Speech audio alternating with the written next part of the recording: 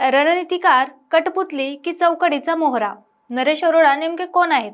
संकट काळातही अजित पवारांनी ज्यांची साथ सोडली नाही, अजितदादा नसतानाही सुनेत्रा पवार यांना खुर्चीवर बसवण्याचा मागचा चेहरा म्हणजे नरेश अरोरा. पण नरेश अरोरा नेमके कोण आहेत? हा प्रश्न सध्या महाराष्ट्राच्या सर्वच लोकांना पडलाय. रणनीतिकार, कठपुतली की चौकडीचा मोहरा असे प्रश्न त्यांच्या चरित्र्यावर निर्माण होत आहेत. राजकारणात काही लोक व्यासपीठावर उभे राहतात आणि काही लोक पडद्यामागे बसून सगळं व्यासपीठ हलवतात. आज अजित पवार नाहीत, पण अजित पवारांची राजकीय यंत्रणा अजूनही सक्रिय आहे आणि त्या यंत्रणेचं नाव म्हणजे नरेश अरोरा. पण प्रश्न एकच आहे, नरेश अरोरा हे स्वतः खेळाडू आहेत का, की कुणाच्या तरी हातातली बाहुली म्हणून ते काम करतायत?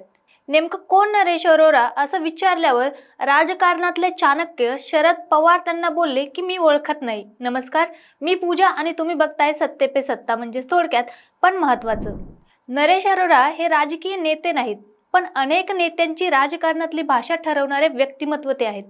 Design box innovation private limited राजकीय digital campaign, social media management, branding, narrative setting ही सगळी खेळी यांच्या कंपनीमधूनच चालते. 2011 मध्ये कंटेंट आणि डिजिटल मार्केटिंग पासून त्यांनी सुरुवात केली आणि हळूहळू थेट राजकारणाच्या नसांपर्यंत त्यांनी प्रवेश केला. जसं की नरेंद्र मोदी यांची प्रतिमा जी आपण 2014च्या निवडणुकीत बघितली, ती सेट करणारे नरेंद्र मोदी हे स्वतः नव्हते किंवा बीजेपी ही स्वतः नव्हती. आपण जे बघितलं ते दाखवलं गेलं आणि ते दाखवणारे होते प्रशांत किशोर. हो, तेच प्रशांत किशोर ज्यांच्या जनसुराज पार्टीला बिहारमध्ये एकही सीट मिळालं नाही. जे प्रशांत किशोरने बीजेपीसाठी केलं, अगदी तेच काम नरेश अरोरा यांनी हाती घेतलं होतं. काँग्रेसपासून त्यांचा प्रवास सुरू झाला आणि पुढे राष्ट्रवादी काँग्रेस, विशेषतः म्हणजे अजित पवार गटाचे डिजिटल स्ट्रॅटेजिस्ट म्हणून कार्य त्यांनी हाती घेतलं. आपल्या सगळ्यांना माहीत असलेली एक म्हण आहे, तलवार चालवणारा दिसतो पण धार लावणारा कुणी पाहतच नाही. अगदी तसंच काही नरेश अरोरा यांच्या बाबतीत दिसून येतं. तुम्ही म्हणाल काय केलं त्यांनी?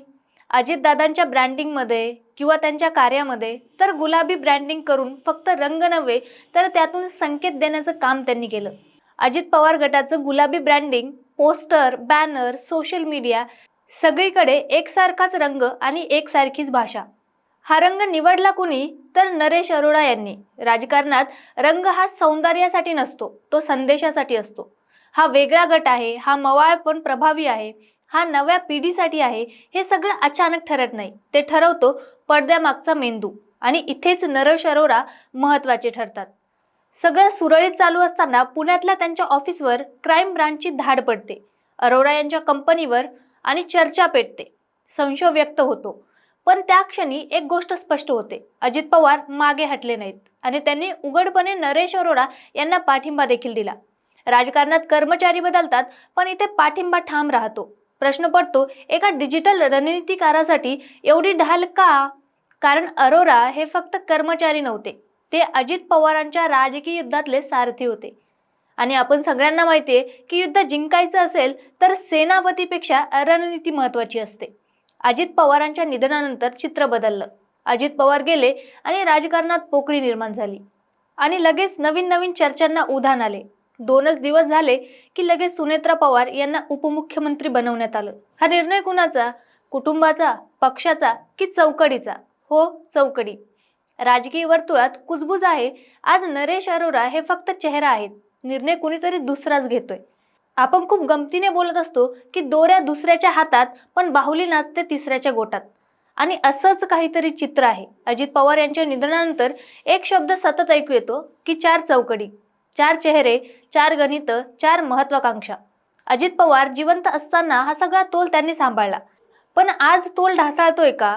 नरेश अरोरा डिजिटल कथानक तयार करतात, पण अंतिम निर्णय कुणाचा? हा प्रश्न त्यांच्याच पक्षातल्या कार्यकर्त्यांना देखील सतावतोय. शरद पवार म्हणतात, नरेश अरोरा कोण हे मला माहित नाही. राजकारणात कोणतंही वाक्य साधं नसतं, हे मौनातलं राजकारण असतं. कारण पवार साहेबांना सगळं माहीत असतं, पण जेव्हा ते माहीत नाही म्हणतात तेव्हा समजायचं डाव फार पुढे निघून गेला आहे. अरोरा मास्टरमाइंड की मोहरा? आज नरेश अरोरा चर्चेत आहे. कोणी त्यांना स्ट्रॅटेजिक ब्रेन म्हणतं, कोणी कठपुतली. पण एक गोष्ट नक्की, आजचं राजकारण पोस्टरवर नाही, ते ट्रेंडमध्ये लढले जातं. अजित पवार गेले पण त्यांची रणनीती अजूनही जिवंत आहे. संबंध महाराष्ट्राला प्रश्न फक्त एवढाच आहे की रणनीती कोण चालवते? आणि नरेश अरोरा खेळाडू आहे की फक्त चौकडीचा मोहरा बनून राहिले आहेत? तुम्हाला काय वाटतंय, कोण असेल राष्ट्रवादीमधली ही 4 चौकडी? कमेंटमध्ये नक्कीच कळवा. आणि अशाच माहितीपूर्ण व्हिडिओसाठी पाहत राहा सत्ते पे सत्ता, म्हणजेच थोडक्यात पण महत्त्वाचं. 2 महिन्यानंतर सिंगापूर ब्रांचला प्रमोशन होतंय तुझं. कॉंग्रॅच्युलेशन्स. काय ग, तुला आनंद नाही झाला? मॅडम, तुम्हाला माहितीच आहे की मला पीसीओडीचा त्रास आहे. दिवसभर फटीग असतो, सारखा मूड स्विंग होतो. उगाच एवढी जबाबदारी कशाला घ्यायची? अगं, एवढं सिरियस नाहीये ते. त्यावर सोपा उपाय आहे, डॉक्टर चाटेज होमिओपॅथी क्लिनिक. अगं, किती जणींनी तिथे उपचार घेतलेत. महाराष्ट्रात अनेक ठिकाणी त्यांच्या शाखा आहेत.